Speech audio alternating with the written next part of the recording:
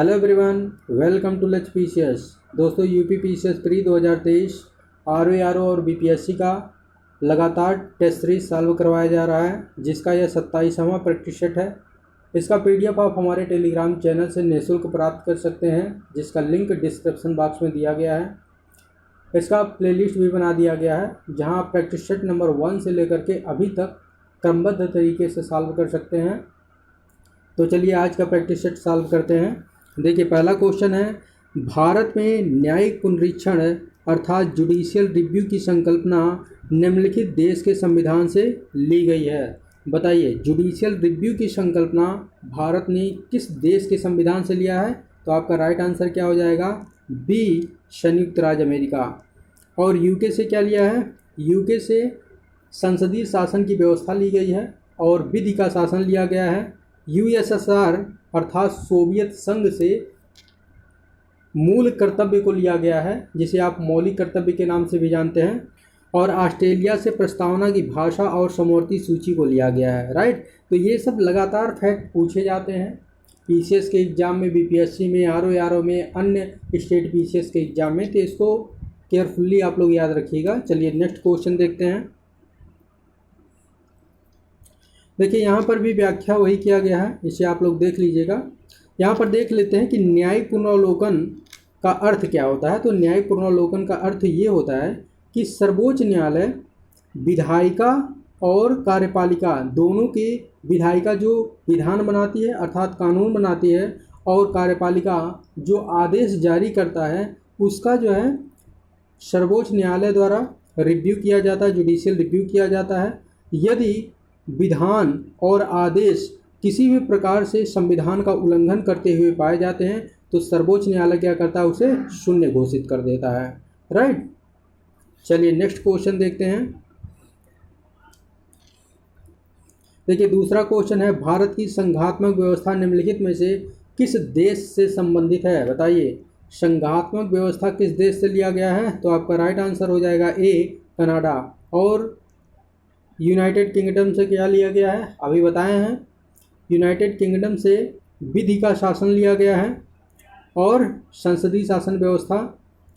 संयुक्त राज्य अमेरिका से प्रस्तावना को अडॉप्ट किया गया है। और आयरलैंड से क्या लिया गया है? आयरलैंड से नीति निर्देशक तत्व लिए गए हैं। राइट, चलिए नेक्स्ट क्वेश्चन देखते हैं। देखिए, तीसरा क्वेश्चन है, निम्नलिखित में से कौन सा ग्रह सबसे कम समय में सूर्य का चक्कर लगाता है? तो बताइए, आपका राइट आंसर क्या हो जाएगा? देखिए, ये है सूर्य। अब सूर्य से जो सबसे करीब ग्रह होगा वो सबसे कम समय में सूर्य का चक्कर लगाएगा, और सबसे दूर जो होगा वो सबसे अधिक समय में सूर्य का चक्कर लगाएगा। राइट, तो सबसे करीब कौन सा है? सबसे करीब है बुध है। राइट, और सबसे दूर क्या है? वरुण है। देखिए, प्लेटो जो है ये पहले ग्रह की श्रेणी में रखा जाता था। पहले कुल 9 ग्रह थे, लेकिन अब 8 ग्रह है। इसे ग्रह की श्रेणी से 2006 में इसे ग्रह की श्रेणी से बाहर कर दिया गया है। और बृहस्पति ग्रह जो है ये सौरमंडल का सबसे बड़ा ग्रह है, और बुध सौरमंडल का सबसे छोटा ग्रह है। देखिए, सौरमंडल के सभी 8 ग्रह सूर्य का चक्कर लगाते हैं, जिसमें से बुध ग्रह जो है सबसे कम अवधि में सूर्य का चक्कर लगाता है। 88 दिन में एक चक्कर लगाता है। जैसे हमारी पृथ्वी 365 दिन में सूर्य का एक चक्कर लगाती है, उसी तरह से बुध भी सूर्य का 88 दिन में एक चक्कर लगाता है। देखिए, चौथा क्वेश्चन है, निम्नलिखित ग्रह युग्म में से कौन सा बिना उपग्रह का है? बताइए, किस ग्रह के पास उपग्रह नहीं है? तो आपका राइट आंसर क्या हो जाएगा? डी, बुध और शुक्र। देखिए, बुध और शुक्र का अपना कोई उपग्रह नहीं है। यह सूर्य और पृथ्वी के बीच में होने के कारण इसे इंटीरियर प्लैनेट भी कहा जाता है। राइट, अंतः ग्रह भी कहा जाता है इसे। और शुक्र को क्या कहा जाता है? शुक्र को सांझ और भोर का तारा भी कहा जाता है।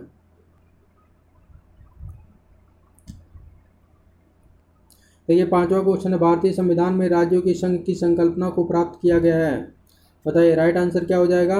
राइट आंसर है सी, ब्रिटिश नॉर्थ कोलंबिया अधिनियम, इसी को कनाडा भी बोलते हैं। और अमेरिका से क्या अडॉप्ट किया गया है? अमेरिका से प्रस्तावना को अडॉप्ट किया गया है। और प्रस्तावना की भाषा ऑस्ट्रेलिया से अडॉप्ट की गई है। ऑस्ट्रेलिया से ही समवर्ती सूची को भी अडॉप्ट किया गया है। तो ऐसा फैक्ट याद रखिए, बहुत ही महत्वपूर्ण है, लगातार परीक्षाओं में पूछे जाते हैं। देखिए, भारतीय संविधान में राज्यों का संघ की संकल्पना British north America act Canada से प्रेरित है। और अनुच्छेद 1 में, भारतीय संविधान के अनुच्छेद 1 के अनुसार है भारत राज्यों का संघ है। देखिए, 6वां क्वेश्चन है, स्वच्छ जल समुदाय में लैंटिक आवास का उदाहरण है। बताइए, लैंटिक आवास किसे कहते हैं? तो लैंटिक आवास उसे कहते हैं, उस जल क्षेत्र को कहते हैं जिसका जल जो है स्थिर होता है, जैसे तालाब हो गया, दलदली क्षेत्र हो गया, आर्द्रभूमि हो गई, ये क्या होते हैं? लैंटिक क्षेत्र होते हैं। लेकिन नदी और झरना जिसका पानी हमेशा बहता रहता है, वो लैंटिक आवास के अंतर्गत नहीं आता है। तो आपका राइट आंसर क्या हो जाएगा? आपका राइट आंसर हो जाएगा ए, तालाब और दलदली क्षेत्र।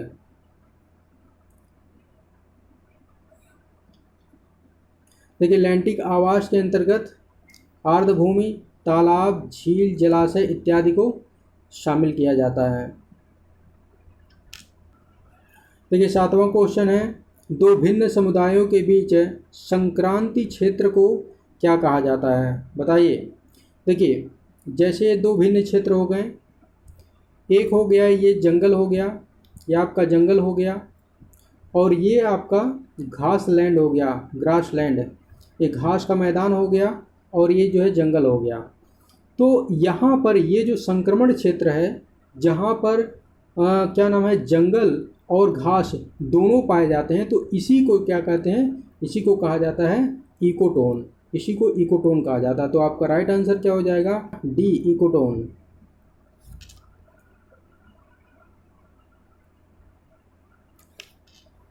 देखिए, 8वां क्वेश्चन है, परितंत्र की घटती उत्पादकता के क्रम में निम्नलिखित में से कौन सा अनुक्रम सही है? बताइए।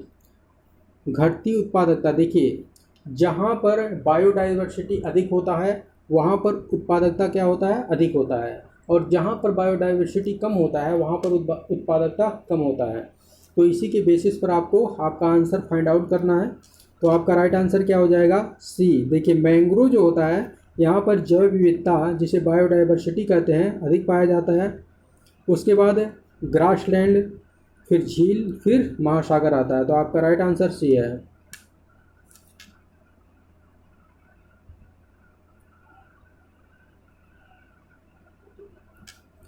देखिए, 9वां क्वेश्चन है, भारत के संविधान में समवर्ती सूची किस देश की देन है? बताइए, समवर्ती सूची को किस देश से अडॉप्ट किया गया है? तो आपका राइट आंसर हो जाएगा बी, ऑस्ट्रेलिया से। और ऑस्ट्रेलिया से ही प्रस्तावना की भाषा को लिया गया है, ठीक है। और सोवियत संघ से क्या लिया गया है? सोवियत संघ से मौलिक कर्तव्य को लिया गया है। और मौलिक अधिकार कहाँ से लिया गया है? मौलिक अधिकार अमेरिका से लिया गया है, यूएसए से। यूएसए से लिया गया है मौलिक अधिकार। मौलिक कर्तव्य सोवियत संघ से, यूएसएसआर से लिया गया है। और कनाडा से अभी आप पढ़ चुके हैं, राज्यों का संघ या संघात्मक व्यवस्था लिया गया है कनाडा से, राइट। चलिए, देखिए, समवर्ती सूची ऑस्ट्रेलिया के संविधान से लिया गया है। समवर्ती सूची किसे कहते हैं? तो देखिए, समवर्ती सूची में जो विषय होते हैं उस पर केंद्र और राज्य दोनों को कानून बनाने का अधिकार होता है। लेकिन यदि दोनों के बीच किसी भी कानून को लेकर के टकराव की स्थिति उत्पन्न होती है तो केंद्र का जो कानून होता है उसे ही मान्य घोषित किया जाता है। और संघ सूची के विषय पर केंद्र सरकार को कानून बनाने का अधिकार है और राज्य सूची के विषय पर राज्य सरकार को कानून बनाने का अधिकार है। अच्छा, बताइए, भारतीय संविधान में अवशिष्ट शक्तियाँ किसे प्राप्त हैं? तो भारतीय संविधान में अवशिष्ट शक्तियाँ केंद्र को प्राप्त हैं। चलिए, नेक्स्ट क्वेश्चन देखते हैं। देखिए, 10वां क्वेश्चन है, भारतीय संविधान में राज्य के नीति निषेध तत्वों की संकल्पना किस देश के संविधान पर आधारित है? बताइए। किस देश से राज्य के नीत निषेक तत्वों को लिया गया है? तो आपका राइट आंसर क्या हो जाएगा? राइट आंसर है बी, आयरलैंड। और फ्रांस से क्या लिया गया है? फ्रांस से गणतंत्रात्मक व्यवस्था को लिया गया है। और जापान से विधि द्वारा स्थापित प्रक्रिया को लिया गया है।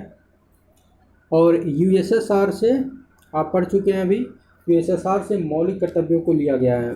चलिए नेक्स्ट क्वेश्चन देखते हैं। देखिए, नीति निर्देशक तत्व आयरलैंड से लिया गया है और भारतीय संविधान में भाग 4 में अनुच्छेद 36 से 51 तक में नीति निर्देशक तत्वों का उपबंध किया गया है। चलिए कल के प्रैक्टिस सेट का रिवीजन कर लेते हैं। देखिए, पहला क्वेश्चन है, कौन सा राज्य उत्तर पूर्वी राज्यों की 7 बहनों का भाग नहीं है? बताइए। कल आपको बताए हैं कि पूर्वोत्तर भारत के जो 7 राज्य हैं, जिसमें अरुणाचल प्रदेश है, नागालैंड है, मणिपुर है, मिजोरम है, असम है, मेघालय है, त्रिपुरा है, इन्हें संयुक्त रूप से 7 बहन कहा जाता है और पश्चिम बंगाल इसका हिस्सा नहीं है। तो आपका राइट आंसर बी हो जाएगा। दूसरा क्वेश्चन देखते हैं, सोनभद्र जिला को संपर्क करती है, बताइए सोनभद्र जिले को किन राज्यों की सीमाएं संपर्क करती हैं? तो 4 राज्यों की सीमाएं संपर्क करती हैं। कौन कौन से राज्य हैं? एमपी है, उसके बाद छत्तीसगढ़ है, फिर झारखंड है, फिर बिहार है। तो ये 4 राज्य हैं जो सोनभद्र की सीमा को टच करते हैं। देखिए, तीसरा क्वेश्चन है, पुडुचेरी का क्षेत्र विभाजित पाया जाता है। तो बताइए, पुडुचेरी का क्षेत्र, यह ऑप्शन है, किन राज्यों में विभाजित पाया जाता है? तो आपका राइट आंसर हो जाएगा सी, तमिलनाडु, केरल और आंध्र प्रदेश। देखिए, आंध्र प्रदेश में पुडुचेरी का यानम वाला क्षेत्र पाया जाता है और केरल में माहे और तमिलनाडु में पुडुचेरी और कराईकल। तो ये जो है 4 पुडुचेरी के क्षेत्र हैं जो कि 3 राज्यों में विभाजित हैं। चलिए नेक्स्ट क्वेश्चन देखते हैं। चौथा क्वेश्चन है, पूर्वोत्तर भारत के पहाड़ी और जंगली क्षेत्रों में निम्नलिखित में से कौन सा एक प्रजाति समूह पाया जाता है? बताइए, आपका राइट आंसर क्या है? राइट आंसर है सी, मंगोलायड।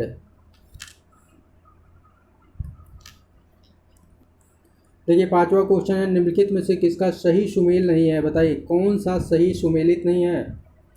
ए है स्वजीवी उत्पादक, बिल्कुल, जो स्वकोषी होते हैं या स्वजीवी होते हैं उन्हें उत्पादक कहा जाता है। परजीवी, परोपजीवी उपभोक्ता कहलाते हैं, जो दूसरे पर आश्रित होते हैं उसे उपभोक्ता कहा जाता है। विबंधक अर्थात मृतोपजीवी, जो मृत जीव जंतुओं पर आश्रित होते हैं उसे विबंधक कहा जाता है। और तृणभक्षी, बताइए तृणभक्षी गौण उपभोक्ता है? बिल्कुल नहीं, ये आपका जो है असुमेलित है, यही राइट आंसर है, क्योंकि तृणभक्षी जो है प्राथमिक उपभोक्ता होते हैं जो कि शाकाहारी होते हैं। चलिए छठवां क्वेश्चन देखते हैं। देखिए, छठवां क्वेश्चन है, जमी हुई झील के अंदर मछली जीवित रह सकती है? बताइए राइट आंसर क्या है? तो राइट आंसर है सी, तलों के निकट पानी नहीं जमता है। देखिए, सातवां क्वेश्चन है, सेब के फल में लाली का कारण क्या है? बताइए सेब किस कारण से लाल दिखाई देता है? तो आपका राइट आंसर क्या हो जाएगा? एंथोसाइनिन के कारण। और लाइकोपिन के कारण टमाटर लाल दिखाई देता है। कैरोटीन के कारण गाजर नारंगी रंग का दिखाई देता है। जेंथोफिल के कारण हल्दी पीले रंग का दिखाई देता है। और बीटरनिन के कारण चुकंदर लाल रंग का दिखाई देता है। तो सभी फैक्ट को याद रखिएगा। मिर्चा क्यों तीखा लगता है? मिर्चा तीखा लगता है किस कारण से? तो कैप्सेसिन के कारण मिर्चा तीखा लगता है। ये सभी पूछे जाते हैं फैक्ट, बहुत ही महत्वपूर्ण फैक्ट हैं। मल्टीपल इसको रिवीजन करना पड़ेगा आपको, तभी जा कर के याद होंगे। चलिए देखते हैं आठवां क्वेश्चन, पपीते में पीले रंग का कारण है? बताइए पपीता क्यों पीले रंग का दिखाई देता है? तो उसका राइट आंसर हो जाएगा कैरिकाजेंथिन के कारण पपीता पीले रंग का दिखाई देता है। पपैन क्या है? बताइए पपीते में पाया जाने वाला एक एंजाइम है जो कि प्रोटीन का पाचन करता है। और कैरोटीन के कारण गाजर जो है नारंगी रंग का दिखाई देता है। और कैरोटीन ही विटामिन ए का प्रिकर्सर है, अर्थात जो है कैरोटीन जब हम गाजर लेते हैं या जो है पपीता खाते हैं या धनिया खाते हैं तो धनिया में भी कैरोटीन पाया जाता है। तो ये कैरोटीन हमारे शरीर में अंदर जाने के बाद विटामिन ए के रूप में परिवर्तित हो जाता है। लाइकोपिन आप लोग पढ़ चुके हैं, लाइकोपिन के कारण टमाटर लाल रंग का दिखाई देता है। चलिए नेक्स्ट क्वेश्चन देखते हैं। देखिए 9वां क्वेश्चन है, निम्नलिखित में से किसको चाल्कोलिथिक युग भी कहा जाता है? बताइए चाल्कोलिथिक युग किसे कहा जाता है? तो आपका राइट आंसर हो जाएगा सी, ताम्रपाषाण युग। और नवपाषाण युग में क्या प्रारंभ हुआ था? नवपाषाण युग में कृषि प्रारंभ हुआ था और पशुपालन मध्य पाषाण काल में प्रारंभ हुआ था। देखिए 10वां क्वेश्चन है, निम्नलिखित में से किस एक पुरास्थल से पाषाण संस्कृति से लेकर के हड़प्पा सभ्यता तक के सांस्कृतिक अवशेष प्राप्त हुए हैं? बताइए राइट आंसर क्या है? राइट आंसर है बी, मेहरगढ़। देखिए ये क्वेश्चन आप लोगों के लिए है, इसका आंसर आप लोगों को कमेंट बॉक्स में देना है। मिलते हैं नेक्स्ट वीडियो में, तब तक के लिए जय हिंद जय भारत।